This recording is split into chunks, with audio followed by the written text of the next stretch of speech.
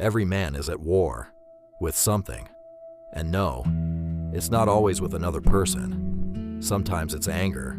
Sometimes it's lust, fear, pride, addiction, bitterness, or the pressure to look strong while quietly falling apart inside. And that's the dangerous part.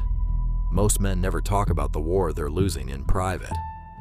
But bruh, you were never meant to fight a spiritual war with willpower alone. Scripture says, "The weapons of our warfare are not carnal, but mighty through God."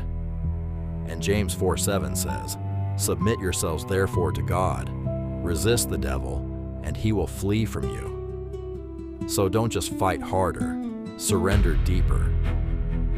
Lord Jesus, strengthen the man listening right now. Expose what is stealing his peace.